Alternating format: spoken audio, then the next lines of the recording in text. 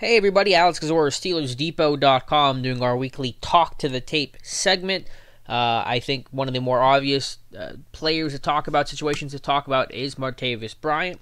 As I'm sure you know by now, knew yesterday afternoon, yesterday evening, that Martavis Bryant will not play this Sunday night against the Detroit Lions as part of his punishment for the distractions and social media stuff. You guys know the story with him. And his overall frustration about his role in the offense, wanting out of Pittsburgh if that role does not increase, yada yada. You get the idea. So I thought it was a really good idea today to talk about, some of the issues with Martavis Bryant, and why isn't he more involved in the offense? Why isn't he getting the football? And some of the issues like that. And I think there's a couple good reasons for it, at least things we can point to from this Bengals game. And I want to start off with some numbers to kind of give the context, and I think that'll kind of shape what we're going to talk about throughout this video. Steelers threw the ball 25 times Sunday against the Bengals. Bryant was on the field for 17 of those snaps. So you're already getting a fairly limited, sample size or opportunity to get involved into the offense. I went through all 17 plays and looked at him, and I consider him to be open on only 3 of those. Now, there's a couple reasons for that. It's not all his fault, and that's what I want to talk about with you guys today. Why isn't he getting open more often? I think one of the reasons why is just his role in the offense. 7 times, and you're going to see it here, I'll point to it now, Bryant was lined up like this, as the isolated X receiver, the weak side receiver. Strength of the formation is here, so he's backside one-on-one with a cornerback. A lot of times, obviously, it's not going to make you an immediate part of the progression, because you're going to go to the strong side where there's more options, where there's a read the quarterback can make. So unless there's something obvious pre-snap where the corner's off or you're getting a really favorable look, the safety's nowhere near, if they're playing single high or something like that, Bengals are a too-high team, as you see here, he's not going to get a whole lot of opportunities. So I'll run this thing through, and it's just going to be a very simple look. It's going to be playing man coverage on the backside. Ben's looking to the strong side progression to start. Ends up checking down to Le'Veon Bell, and this is a 3rd and 5 play. So Bryant's being the clear-out guy here against man coverage. There's no way he's going to get that football because, I know as much as we talk about and complain sometimes about Ben throwing deep on 3rd down, it obviously doesn't happen as much as people, perceive it to be.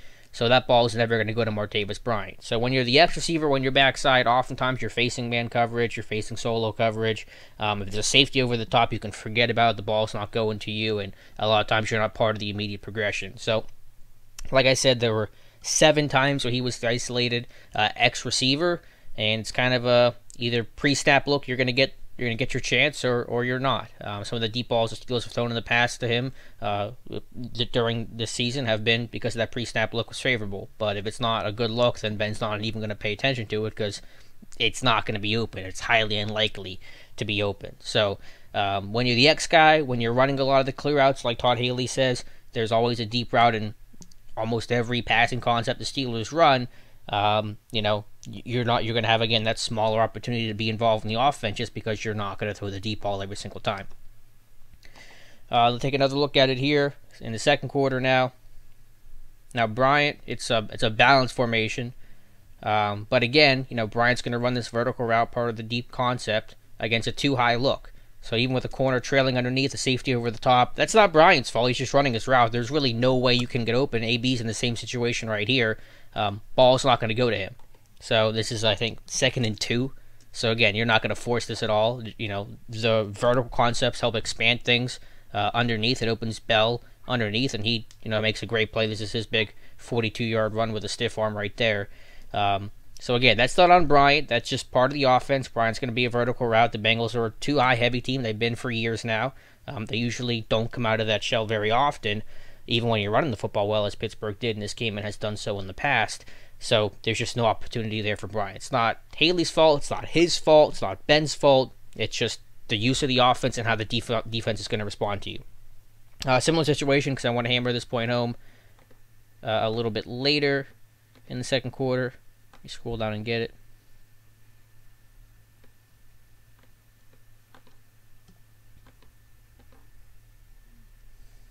Bryant again, the isolated X receiver. You're going to get this man coverage from the corner, safety over the top. just not going to throw this. You're going to throw the vertical or the horizontal crosser instead. Again, same situation, too high look.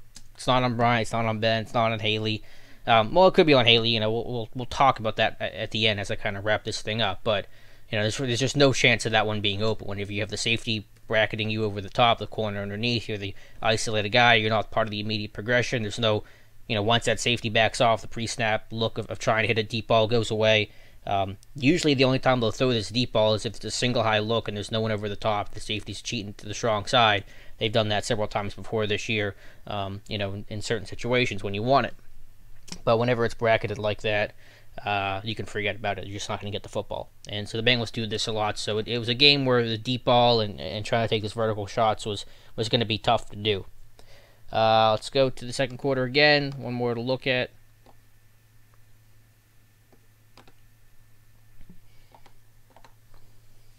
And this is a chance where they do take a deep shot against too high look. But Bryant was just not the better option here. Here's Bryant to the bottom, AB to the top. They're running the same route, just a vertical concept. But you have the safety here playing wider, playing deeper, and the corner, AB's able to swap hips with the corner, and the safety isn't opening his hips. He's kind of being influenced by this crosser here. So the better idea, who are you going to throw to, AB or Bryant? AB is going to have a better chance to get open because he's getting behind the defense, and Bryant isn't. It's not really Bryant's fault. It's the safety here, I think, is playing the vertical look better. And that's the other part too, is whenever you're playing this, you're the X receiver and you're kind of isolated, the safety doesn't have to worry about any of the other mess. The safety here's got a lot more to think about. He's got a lot more to be influenced by. For Bryant here, the safety can just watch him and make sure he doesn't allow anything over the top. So it's a lot harder for Bryant to get open because, the safety to his side is not being stressed and not being influenced the same way as the strong safety here. So again, when you look at it, AB able to get behind the defense. Bryant, just because of the way the safeties played it, I thought the free safety played it better than strong safety. Of course, Ben's going to throw it to AB, and of course it is Antonio Brown. Turns into a pass interference, and Steelers get the ball close to the end zone. Show it to you one more time. Again, not really Bryant's fault. It's not Ben's fault. It's just, how he's being used, his skill set, being that X receiver, makes life a little bit tougher, especially because he's not AB. He's not the shiftiest guy in the world where you can throw the slant to him all the time. I mean, we've seen Bryant be effective with that before, but you know what I mean. He's not AB. He's not going to be used in the exact same way. Again, we're going to look at a similar look here in the third quarter. Again, against the Bengals, a too high look is what this turns into, I believe. Yeah, the Bengals do a really good job of disguising this stuff. They like to bail their safeties late. You get that too high rotation. Now this time AB, I think, was the isolated receiver. But again, it's all covered initially, and Ben scrambles to his right, and then AB does a tremendous job in the scramble drill to get open. Now, we'll see if there's an end zone view of that. So just a thing where, again, two-man, you're not going to really get open. Ben scrambles to his right. AB's able to make the play. Again, not really Bryant's fault, not really Ben's fault. AB does a tremendous job here, leaving the corner and making the play. I'll go back one more time to the aerial view.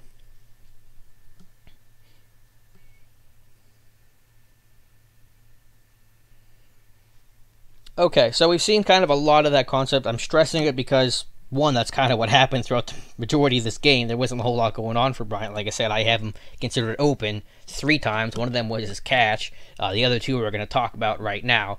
So I just want to show that was kind of the way the Steelers use him, the way the Bengals counter that. It's happened in other games this year. Probably not as much, but it certainly has happened. So I wanted to stress that point because I think that's a really important takeaway here, that sometimes it's just no one's fault that a guy's getting open. Sometimes it's just how the defense is responding to you. So what I look at here is the one target he had that was incomplete.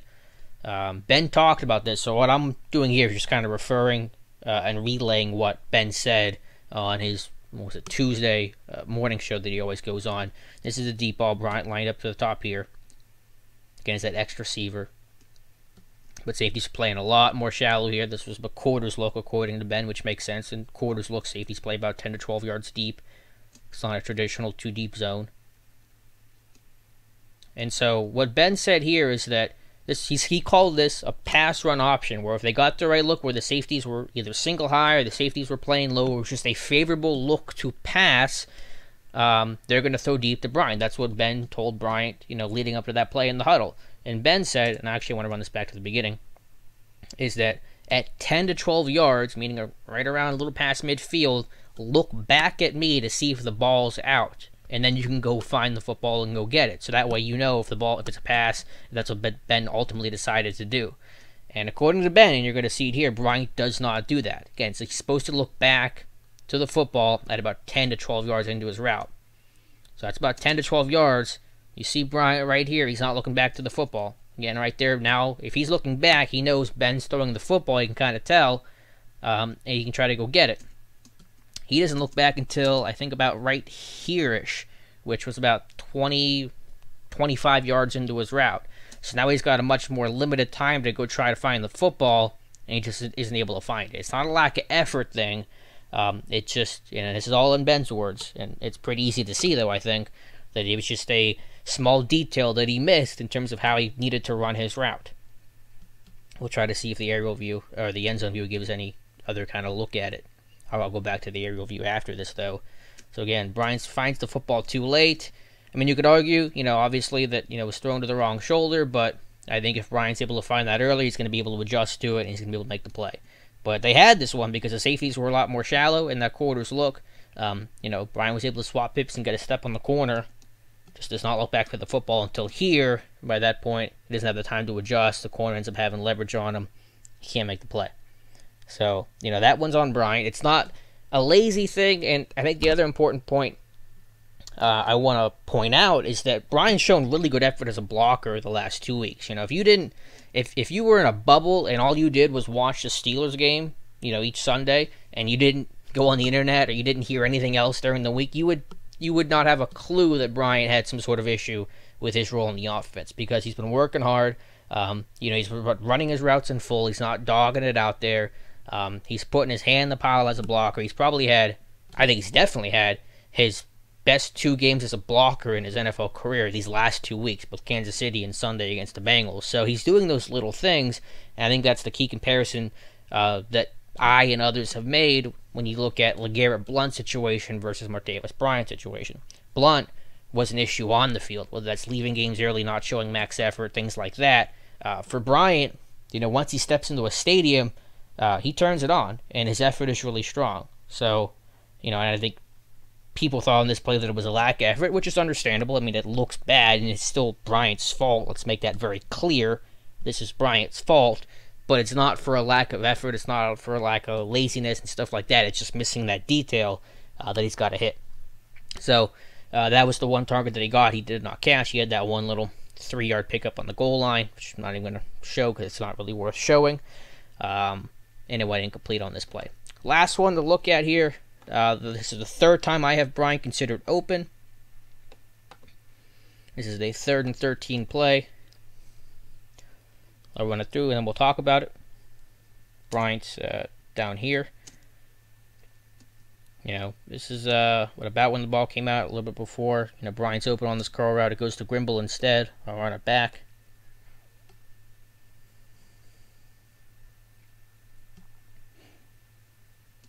Ball's out of right here. You definitely could hit Bryant. It's certainly possible. He probably actually gets the first down. I'm certain he gets the first down, and Grimble wouldn't. So you could say this is on Ben. Ben did not hit the best option. But what I will say is this is basically a hank route, where a hank route is a mirrored concept where you're going to get slant flat to each side. And you're going to get the tight end, or sometimes the slot receiver, sitting down in the middle. The tight end is running what we call the hank route, which is just, again, usually it's a 5-yard kind of curl. This time you're going to extend it further because it's 3rd and 13. You want to hit the sticks. But you're going to get slant curl concept. I'm totally botching this. It's curl, flat, curl. You're going to get it up top with a curl route here. There is no flat route here because I'll get to that in a second with Bell, what they're doing with him. But it's curl flat. I just get used to saying slant flat all the time on the hank concept. So you're going to get the Y sitting here on his hank. You're going to curl flat here. And generally, the Y is going to be the primary read on this play. This is a play Steelers will use on 1st and 10 a lot, 2nd and 10, usually an efficient play to get 5 to 7 yards and get yourself in 2nd and 3rd and short. So on this play, it's just all about the progression, because receivers get open all the time, and they're not going to get every single ball, because it's not like the play call is just throw it to the open guy. There's going to be a progression there. There's going to be a read, 1, 2, 3, and the first read here is going to be the Y, Xavier Grimble, and if he's open or open enough, then you're going to get him the football. And I think, it's a tighter throw. Again, you could argue that Ben needs to get that to someone else, and, in hindsight, I think it's easy to say that and to do that. But, Bryant's not necessarily the primary read here, so you have to understand that as well. It's not really, I don't consider that really anyone's fault, because, Ben's going through his progressions. It's not a terrible decision by Ben. I mean, it's not the best decision, but it's not a terrible one. And that's just working through your progressions. And the first one was, was kind of open. So, just kind of, it's going to happen. It's going to happen to every receiver. It has happened to every receiver. It's going to happen again to every receiver in the NFL. Quickly, because I mentioned it with Bell, a lot of times, for this Hank, they'll release him into the flat, but they brought him up the middle, I think, to kind of help Chip because of the splits of the defensive linemen. Maybe they were anticipating some sort of stunt, and you get to kind of the crash right here, so Bell ends up chipping a little bit, and then he just releases as a check down option. But yes, curl flat. Sorry for the brain fart earlier. But yeah, that's the Hank concept, and that's why Bryant didn't get the ball there, because he was not the primary read. So I think I'll probably talk for an hour in this video. Yeah, we're at 17 minutes. My overall thoughts with Bryant is that a lot of times it's just a product of how he's being used and how the defenses respond. When you're the X receiver as often as he is, when you're the vertical threat as often as he is, it's easier for defenses to take you away. If they want to take that option away, they certainly can by running two-man, by keeping the safety over the top. Not a lot the offense can do about that, and the receiver still helps because he's drawing attention, he's taking the safety away. Guys elsewhere are going to get open. So that's an important part, is that, you can have a role in the offense and still make an impact even if you're not getting the ball at all. And I think to some extent Bryant has. And so, like I said, when you're the X receiver like that, it's going to be tougher to do. But like I said earlier, with Haley, if you wanted to get him more involved in the offense, you could do more with him. You could, do some more bunches and stacks, and he can play the slot. He's done it before. Have him as the Z receiver to the strength a little bit more often. And have AB as the, traditional X receiver.